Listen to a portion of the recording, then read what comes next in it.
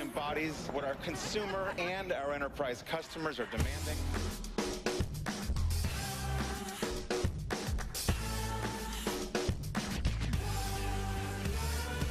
We will be making available a free upgrade. Cortana, we're excited to welcome you to the PC.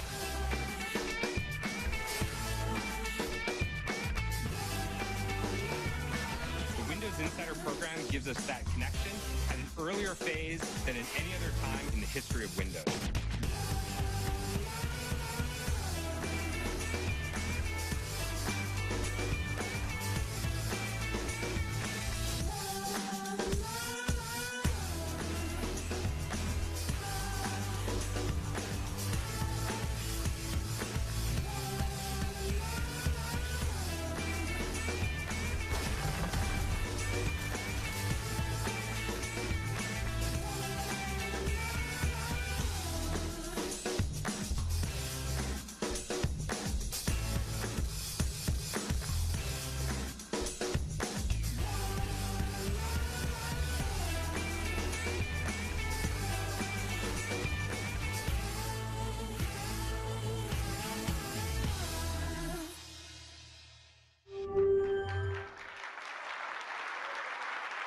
Hello, developers. It is so great to be back here at Build to talk about Windows 10. Satya shared that our aspiration is for customers, for end users to love using Windows 10. Well, we also have this aspiration for you to love developing for Windows 10. Our goal is to make Windows 10 the most attractive development platform ever, enabling you to build the most innovative applications, applications that your customers never before thought possible. Integrate Cortana into your apps. Integrate Xbox Live into your apps, giving your customers awards and achievements, or bring them to life with the avatar. Add natural user interactions to your apps, like pen or speech. Or turn your apps into holograms.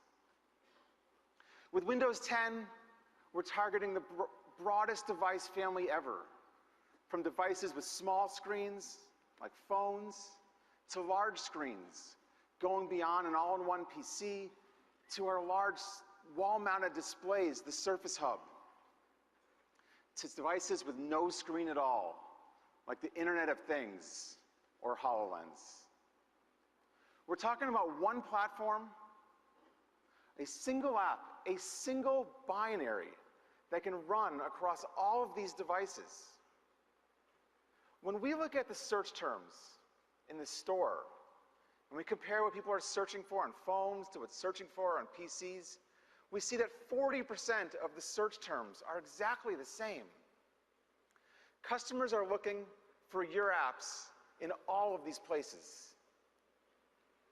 With Apple, you choose to invest in iOS or macOS.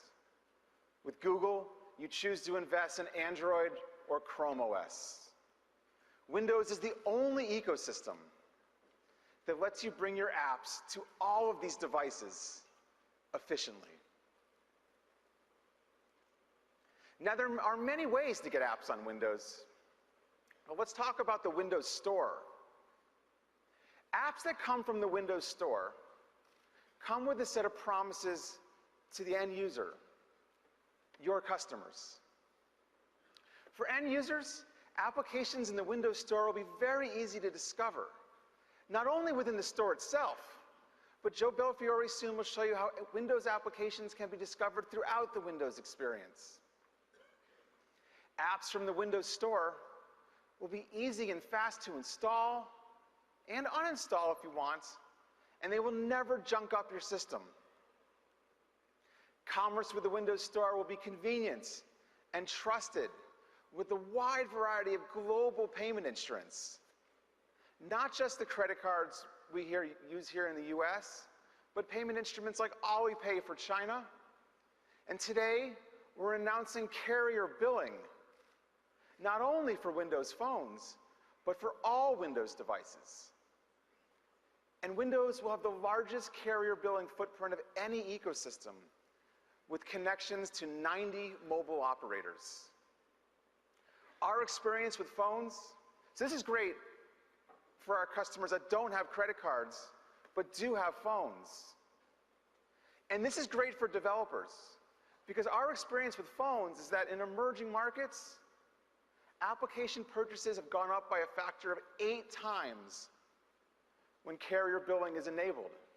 And now it's available across all Windows devices. The new Windows Store will offer new business models and ways to monetize for all of our Windows developers, including subscriptions, affiliate referrals, an updated advertising SDK with support for video ads and install tracking. One set of tools, one set of processes for you to reach customers across all of these devices and engage with the customers all over the planet with reviews and ratings and the other tools that are available in the Windows Store. And today, we're introducing the Windows Store for Business. Businesses and schools can customize the Windows Store, highlighting applications from the public catalog that they want to make more easily discoverable or recommend to their employees or students. And the Windows Store for Business will support business payment methods, like purchase orders, opening up a new vein of opportunity for Windows developers to engage with Windows enterprises worldwide. Now, to make all this worthwhile for developers, we know we need to get Windows 10 to be broadly adopted quickly. So we started by making it available as a free upgrade for the first year. And now we're investing in making it easy for consumers and businesses to adopt Windows 10 worldwide. And today we're sharing our goal. Our goal is that within 2 to 3 years of Windows 10's release, there will be 1 billion devices running Windows 10. No other platform version in any ecosystem is available on 1 billion devices. Current estimates for Google Play KitKat is at a little over 500 million devices. iOS 8 is lower than that. With Windows 10, there will be 1 billion devices ready to run your applications. Now, we've already been working with many of you on your XAML apps, embracing this new universal Windows platform, working on doing things that you can't do on any other platform. We're delighted to have companies like Disney, Netflix, Line, Twitter, and so many more working with us to build amazing applications for the 1 billion devices that will run Windows 10. Let's take a look at some of the work by these partners. I thought I'd start by highlighting the work being done by USA Today, which has been a great Windows developer and a great partner. Today, they have a separate code base for their phone application and their PC application. They want to bring these code bases together so they can focus on great quality and great functionality, and then take that application to new Windows devices. And so here, you see the USA Today's live tile from their new Universal Windows application. On this PC, it does great work with touch and keyboard shortcuts. The application uses our standard platform controls, so it resizes and reflows as the application is resized on the desktop. Snapping it, allowing me to do more work. Now, you can never get enough reading about Duke's basketball team, so let's go there. And you can see here the article flows great in this size window. Now, this application is also using our platform capabilities to automatically store state in the cloud. So the state of me reading this article is available on all of my Windows devices or other devices that might want to access the same state. So now when I pick up this Windows phone, I have the same binary running here, the same live tile, I run it, and the article's opening up to the exact same place, leveraging the state that was automatically shared to the cloud. One binary, one code base, all working across phone, tablet, and PC. Now, USA Today wants to bring their application to the Xbox. But we don't do a lot of reading of articles on the Xbox, so they wanted to tailor the application, filter the application down to just video feeds.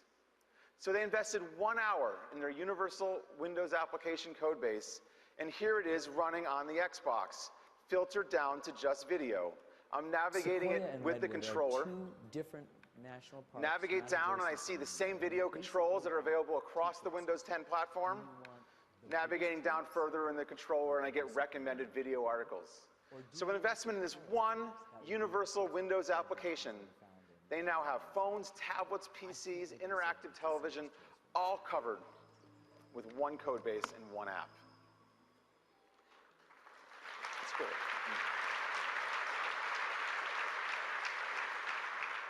So now let's take a look at the work Tencent's done with their WeChat application. WeChat's an incredible phenomenon. You know, they just crossed 500 million monthly active users, growing 40% year over year. They've been a great application for Windows Phone users. Here they are on my Windows Phone. Tencent wanted to bring WeChat to Windows PCs and tablets. So they made an investment in their Silverlight application on the phone. The team spent about approximately 1 month.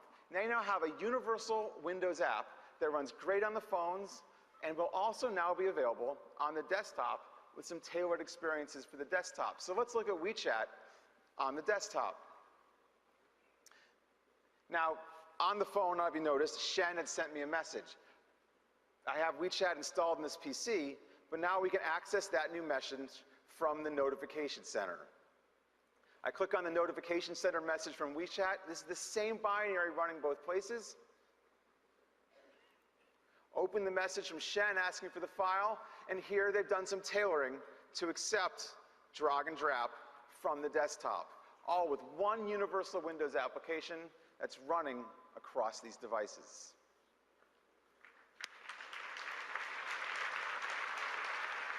So USA Today and WeChat are just a couple of the many great apps coming to the Universal Windows platform. In a few minutes, Joe Belfiore will join us and show how Universal Windows apps are going to enable you to do things you never thought possible on a phone. And Alex Kipman's going to join to talk about how Universal Windows apps you never thought possible on HoloLens. Now, partners like these are giving us great feedback as they engage across all these devices with the Universal Windows platform. Netflix loves it. They can deploy their apps efficiently everywhere. The team at Trivia Crack, my favorite, it's a great game. Trivia Crack, told us that developing Universal app is 4 times faster than developing for Android and iOS. So let me just say thank you for your early engagement on the Universal Windows platform so we can bring your applications to life. So that was about new.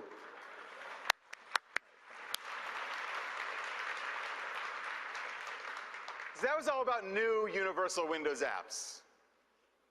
But today we want to talk also about your current code, your current apps. Windows has always embraced a wide variety of technologies to build great apps. And today, we're going to announce 4 new ones. 4 new ways to leverage your existing code and skills. 4 new ways to reduce the cost and effort, making it easy for you to bring applications to the Windows Store. 4 new ways to delight 1 billion Windows 10 customers at home, at school, and at work. Let's start by talking about the web.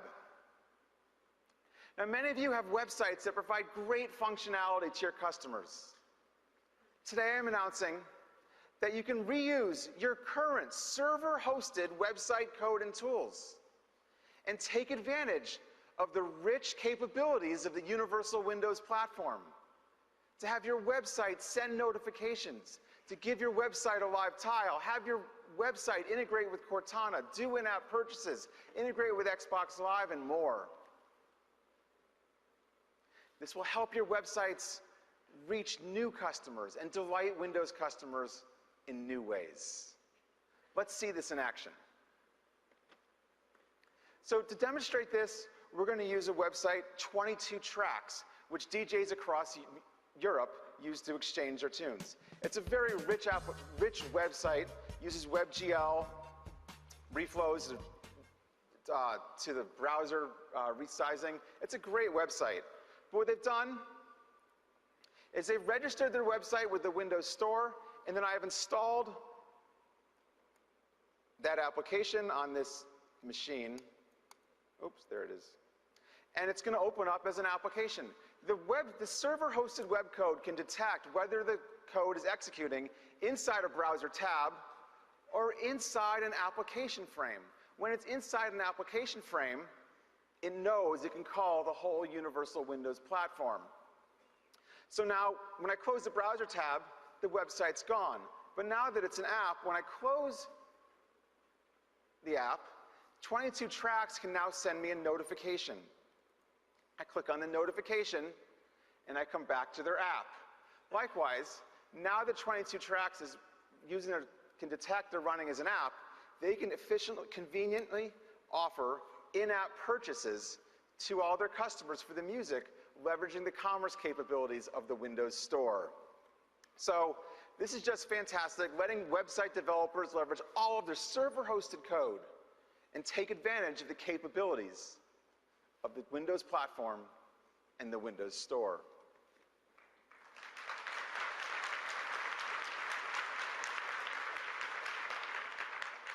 So now the second technology I want to announce today to enable you to bring new applications to the Windows Store is actually the most popular technology within the Windows development community: .NET and Win32.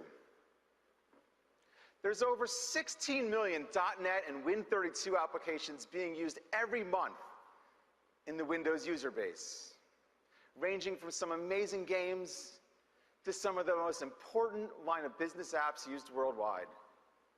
This is a testament to the great work being done by Windows developers.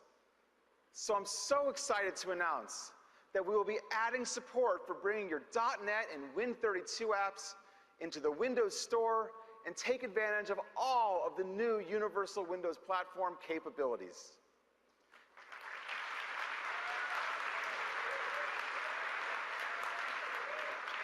To show you how this works, let's use an app that's loved by customers worldwide, one of the best Win32 applications ever, Adobe Photoshop. So here you see Adobe Photoshop elements in the Windows Store. Now, I shared earlier the promise the Windows Store makes to end users, that applications will be very efficiently installed, uninstalled, and will never junk up your system. We know that at the same time, Win32 applications can do anything to a Windows system. So we've learned from AppV, our enterprise application virtualization technology. We've adopted it for the Windows Store. So now, Win32 and .NET applications come down from the Windows Store, and they run in an isolated way from the rest of the system, so we can deliver on that promise to end users to deliver a great end user experience.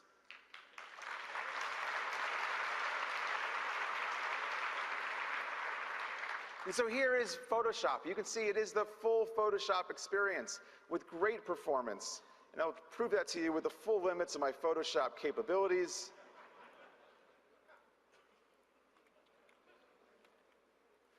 Helping Scott out here. So there you go. But all come down from the Windows Store. And it's very exciting to share that later this year, Adobe will be bringing Photoshop Elements and Premiere Elements to the Windows Store. So the Windows Store will have great support for apps built using web code, .NET and Win32 code, enabling you to use your current code bases, extend them using Windows 10's new platform capabilities, and delight customers across the 1 billion Windows 10 devices. Now, the third technology I am announcing today will enable developers to reuse nearly all of the Java and C++ code from an Android phone app to create apps for phones running Windows 10.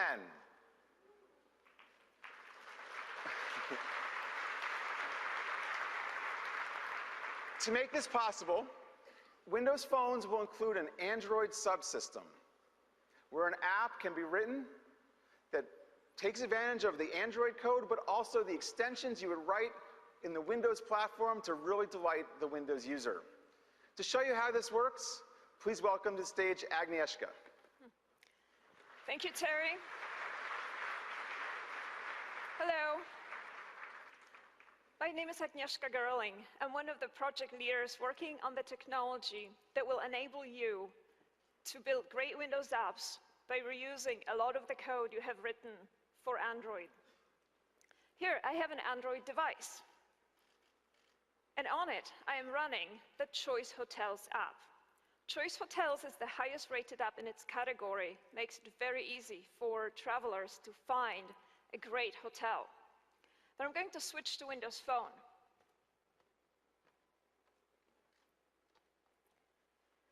On this Windows Phone, I am also running the Choice Hotels app. This app is reusing the code you just saw running on the other device. I'd like to look for hotels nearby. The app is taking advantage of the Windows Location API to find hotels in San Francisco, California. Okay. Can I have a switch? Just keep going. Device switch? Well, let's try that again.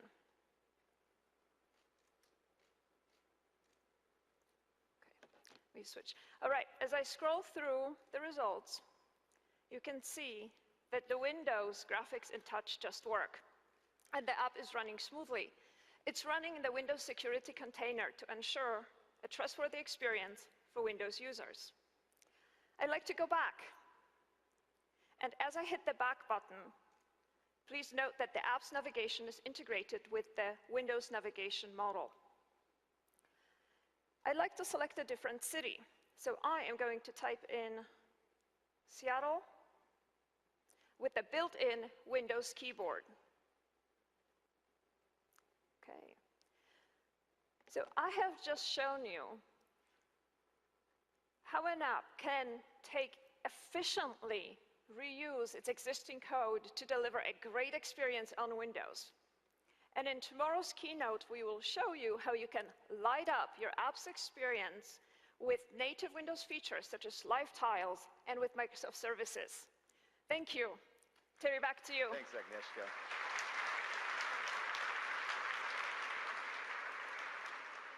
So Windows 10 is going to enable you to reuse your web code, your .NET and Win32 code, your Android, Java, and C++ code to build amazing new applications. Bringing the code over, extending it, putting it in the Windows Store, and reaching 1 billion Windows 10 customers. Finally, the fourth technology to build great new universal Windows applications is Objective-C.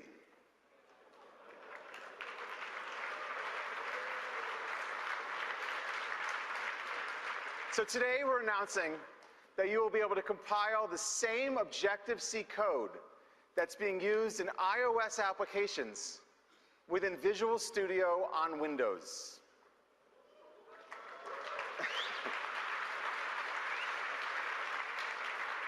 Enabling you to leverage that code and extend it with the capabilities only found on the Windows platform. Let's take a look. So here, in this directory, we have an iOS application, Math Dream.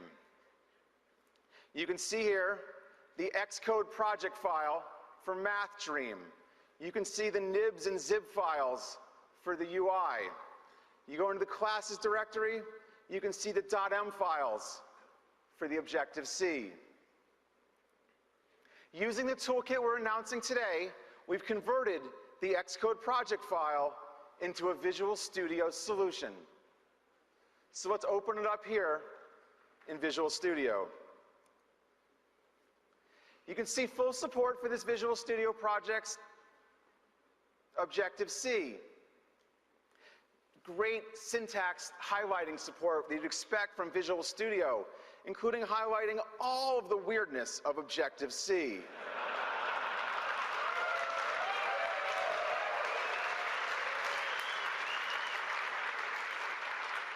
We've taken this application, and now we can debug it and execute this tablet app on Windows.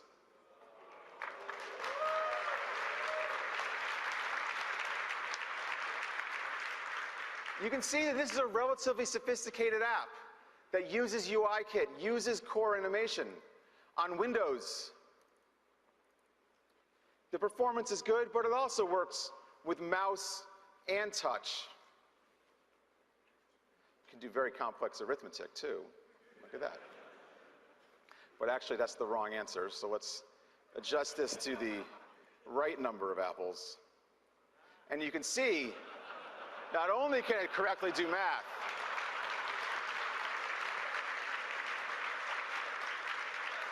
but this application has been extended to offer me an Xbox Live achievement for doing the proper math equation.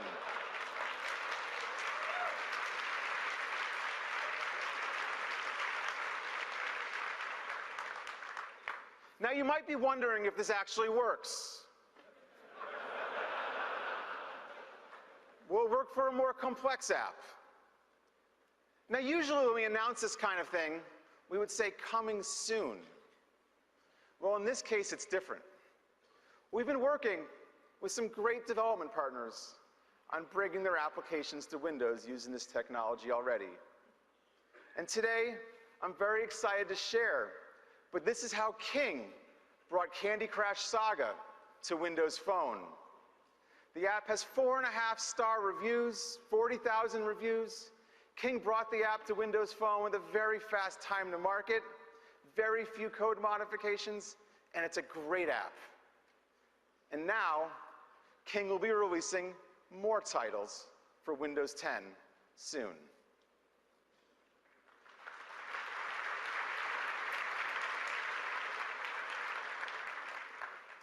So 4 is not enough. So there's actually one more thing we're going to do to help make it easy for you to build great Windows applications. And that is, we need to get you some great hardware.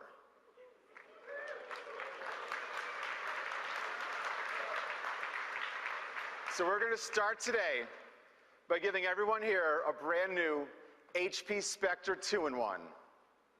This is a great device.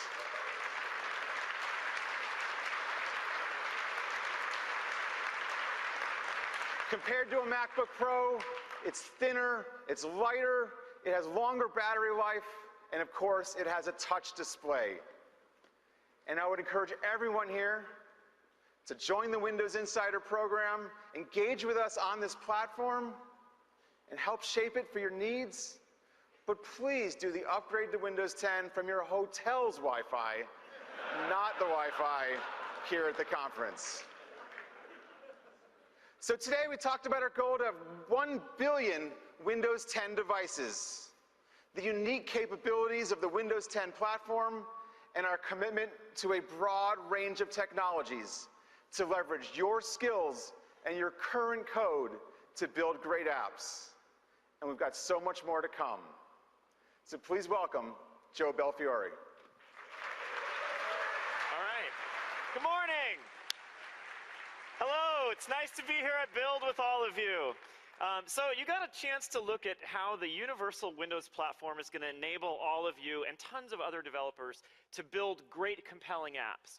And what I'm here to do, as Terry said, is to talk about how we're going to enhance the Windows user experience so that end users on lots and lots of devices, but in particular, I'm going to focus on the PC, how end users will be able to discover and engage with all of the apps that you and we write. We know that great technology for building apps is just part of the story. You need users to engage with them. So I want to show you some of the work we're doing that's going to make that possible. And then I'm going to wrap up with one more cool demo of how the Universal Windows platform enables new devices and new kinds of actions on devices. So let me just jump right in and get started. So I have here a very recent build of Windows 10 for the PC, and I'm going to begin on the Start menu. I want to show you some of the work we've been doing to continue to tweak the design and improve the visuals and the interaction. So you'll see what I've got here we think is pretty close to what we expect to have when we're done, although of course we're going to continue to take feedback from our insiders. You'll notice there's new beautiful live tile animations that help draw people's attention to the apps and the app data for the things that they've pinned. You'll notice we've cleaned the layout up a bit. For those of you insiders who kind of surprised us with your enthusiasm for Windows 7's Aero Glass, you'll notice the translucency here is the blur effect that you saw on Windows 7, so we're trying to bring some of that feel back. We've got the most used apps here. We're putting File Explorer, Settings, Power, All Apps at the bottom. We're bringing jump lists back in, so you can see here's File Explorer with jump lists, and this will work for other apps as well. Thank you. But the thing I want to sort of focus on a little bit is this space right here, where in this case, I haven't installed an app for a little while, so the system is going to give us a smart suggestion for an app in the store that is going to be one that's suitable for me. As I'm using my PC, on the client we know which apps you're launching and which apps you're installing, and so we're able to communicate with the store and bring down suggestions that are personalized for you to help users learn about great new apps that are available for them to try out on their PC. And as time goes by, we reuse that space in a smart way to help script the user's discovery of apps first, but then their engagement later. So if I've installed an app, as you see here, for a little while that space becomes the recently installed app.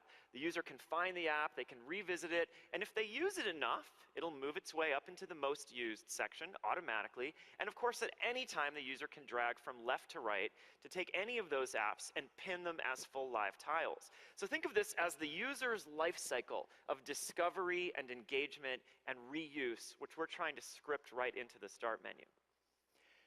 There's a whole other area that users are engaging with where we want to bring some beauty and new ideas for how they can get value out of their PC experience, and that is the lock screen. So I want to show you some of what we're doing on lock to help users discover and engage with the value in the Windows ecosystem.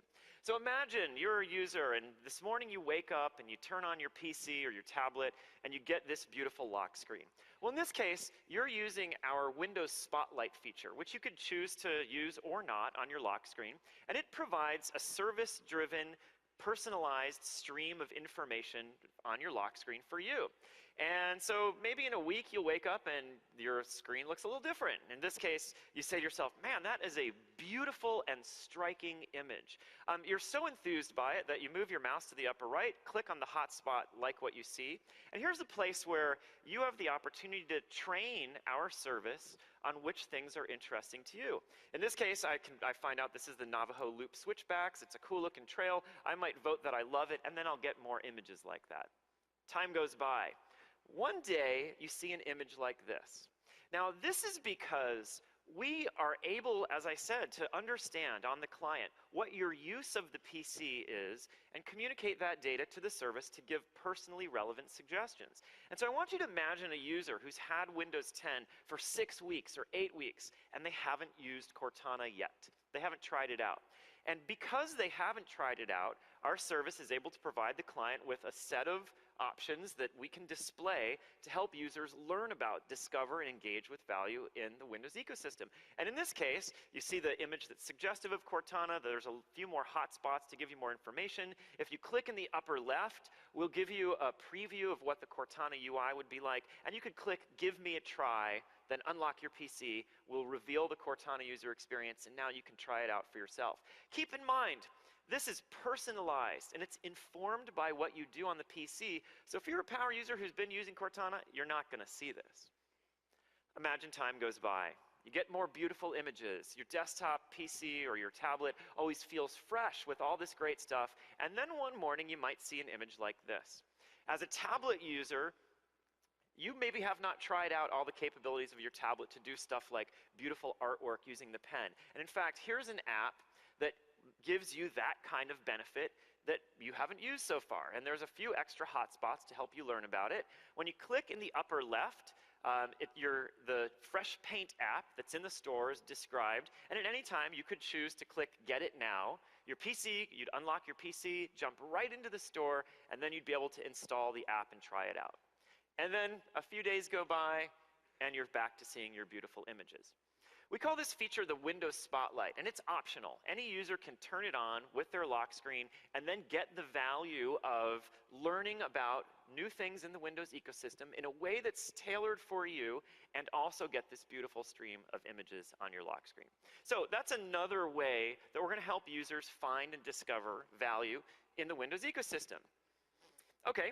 I want to show you yet another part of our user experience that we've continued to evolve with feedback from our insiders, and which has a lot of relevance to users discovering and engaging with apps. That's Cortana. So of course, we've done lots of demos of Cortana. I'm not going to go through the end user features of Cortana, but I want to show you a couple of ways that Cortana will assist with engagement. I should quickly point out there's some new UI that we have for Cortana that you all haven't seen yet. You'll be getting this in a flight coming up soon. Over here, I have access to the Cortana home.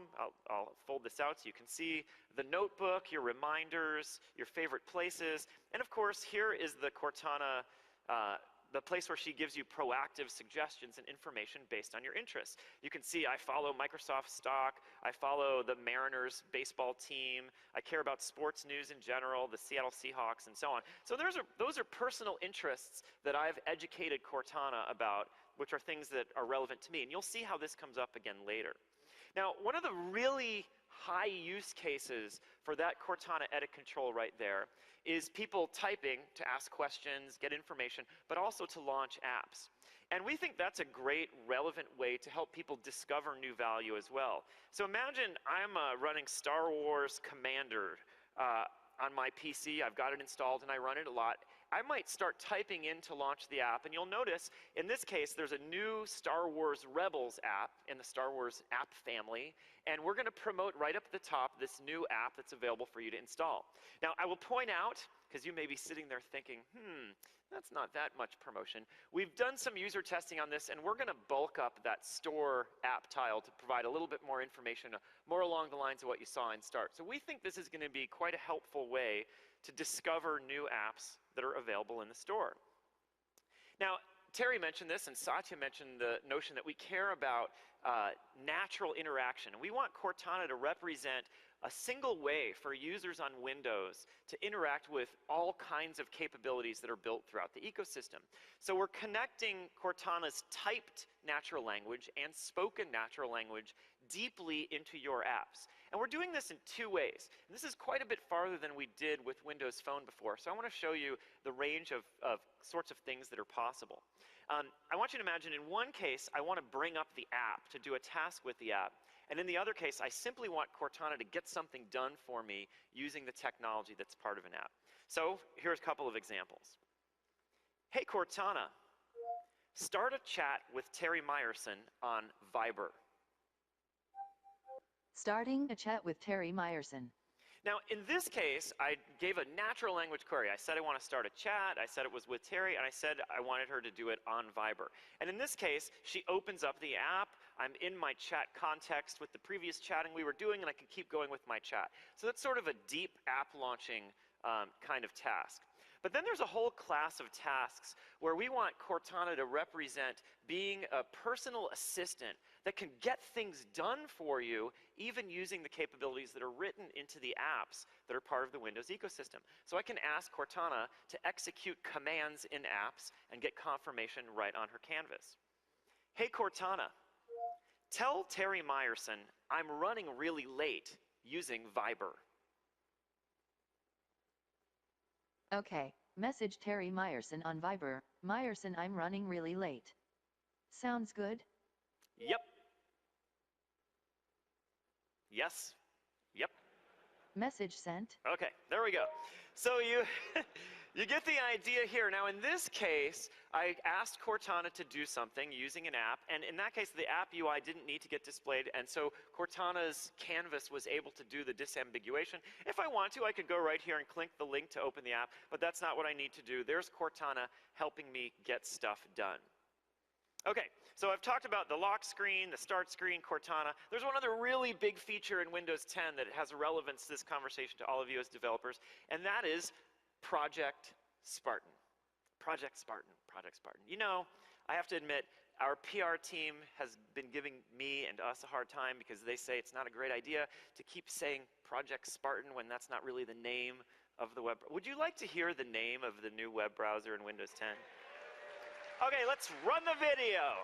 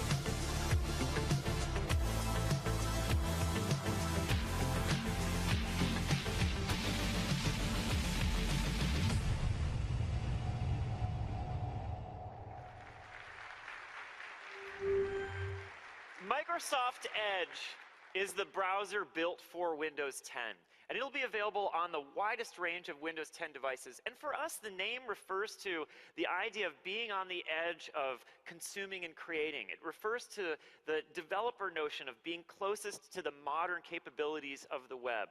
And so it is a browser that end users will think about for getting things done.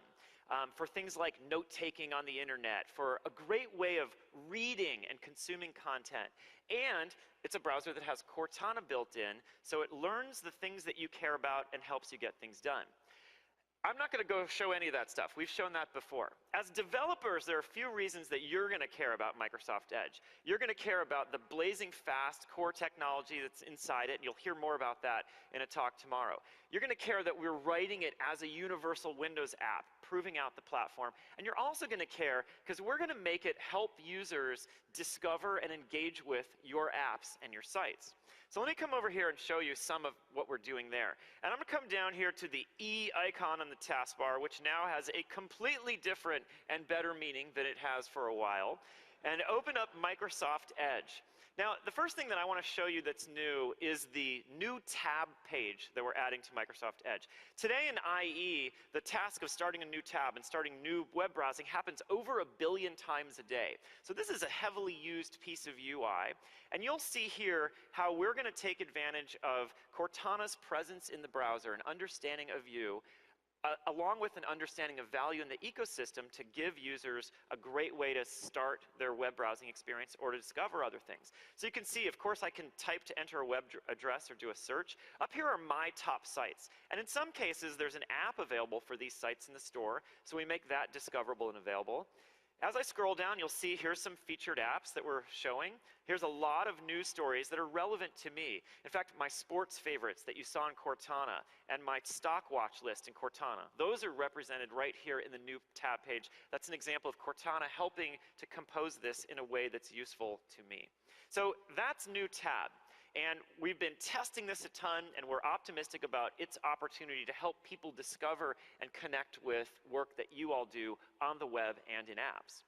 Now, there's another big thing that we're doing in Microsoft Edge that has huge relevance to you, and that is enabling users to engage with your sites and give you a shot at starting to write some web code, which you may put into an app, via web extensions built into Microsoft Edge. So I'm going to show you a couple of web extensions. This is HTML and JavaScript, web extensions using web standards that people have been writing for Firefox and Chrome for quite a while. We've grabbed a couple of these from Chrome with just a few minor modifications, and we're lighting them up right in here in Microsoft Edge. So the first thing, how many Reddit users do we have? Yes? Come on, you must be Reddit users. For those of you who are Power Reddit users, maybe in some of the other browsers, you've tried the Reddit Enhancement Suite, which modifies the markup on Reddit to make it easier to find images and scroll pages. Well, we've brought that to Microsoft Edge, as I said, with just a few changes. So as I scroll down here, you'll see the web has been altered via this little paw print here that I can use to expand, and his little pink nose just kills me too as I look at this cute image. Is that a cat or a mouse? I don't even know. And as I scroll down here, you'll see the never-ending Reddit modifies the page to continue to expand it as we go. It was virtually no work to take this from the Chrome extension store and run this. This is standards-based HTML and JavaScript, just running here as part of an extension. Now, another example, which certainly matters in terms of user engagement, up here you'll see we've added a Pinterest extension to the browser toolbar. And when I click that, this is going to interact with the markup on the page to show all of the images that were generated by the Reddit Enhancement Suite. And now I can find tons of things here that are incredibly cute that I might pin to one of the many Pinterest cute animal boards that I know all of you keep just for this sort of thing. So with Microsoft Edge and the new support for these extensions, you'll see how we're going to enable people to discover and engage with code that you're propping up on the web. And as I said, of course, you could bring that into an app as well. So you've seen, for engagement, the start screen, the lock screen. You've seen Cortana and Microsoft Edge all helping people discover value in the Windows ecosystem. But now what I'm going to do is change gears and talk about how the Windows platform and universal Windows apps make devices more valuable to end users. In general, we have a vision and an idea that the Windows platform and apps written for it should be able to flex to different screen sizes and different input methods, not by writing separate code, but by having a platform that's smart enough to do it. In fact, even dynamically on the same device. And we call this feature Continuum. It's a promise to end users made along with our OEM partners that devices can flex. So I want to show you some of the ways that Continuum is evolving, and I want to show you some of the ways that your apps can light up a great Continuum experience. I'm going to start with an 8-inch tablet. This is a Lenovo ThinkPad. It's running full Windows. It's got an Intel-compatible part. And the first thing you might notice, of course, I'm going to use this in tablet mode. So you're looking at tablet mode. But for those of you who've paid attention closely, and especially if you've given us feedback, our touch start in tablet mode, we've simplified here. We've made the live tiles bigger. This looks very familiar to Windows 8 users. And the extra stuff, your most used list, your sign in, things like File Explorer settings, the power switch, are all over here.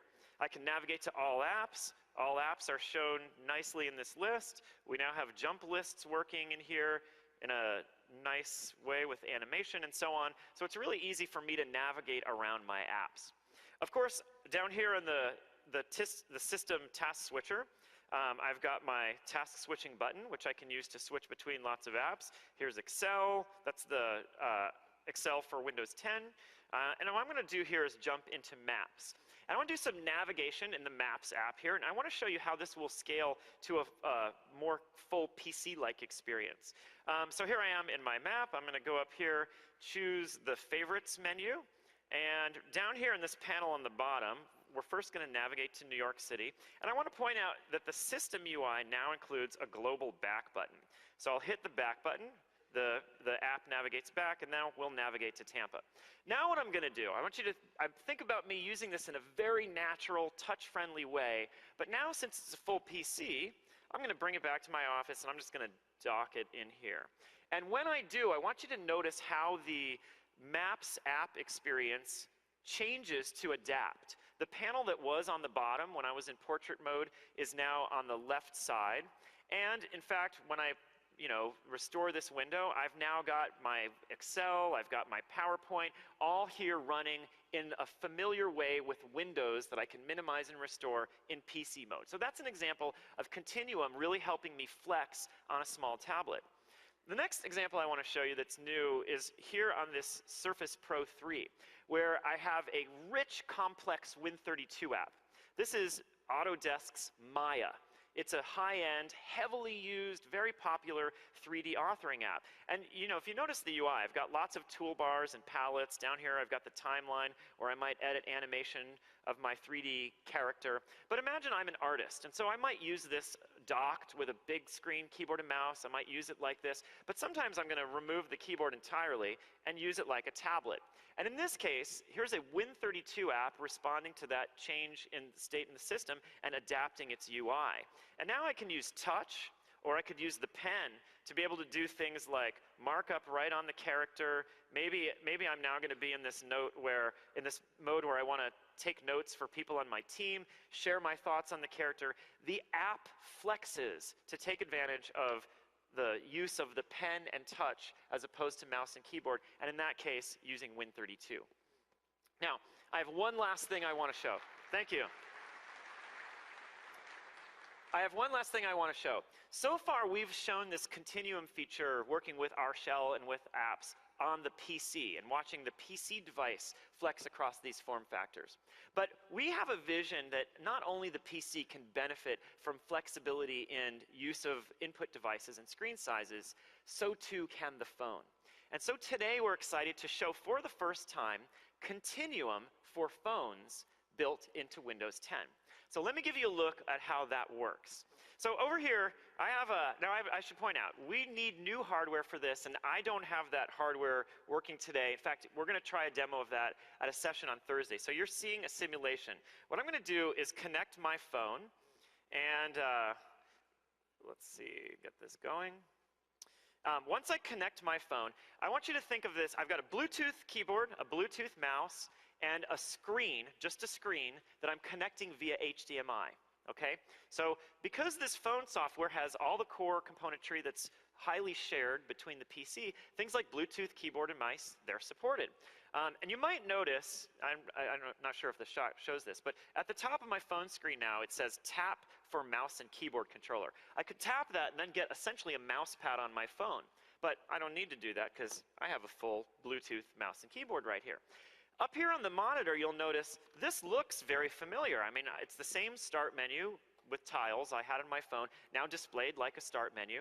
And I want to start running apps to give you a sense of how well the phone experience transforms through Continuum to give you a very PC-like experience. First, I'll launch PowerPoint. This is the version of PowerPoint that comes with the phone.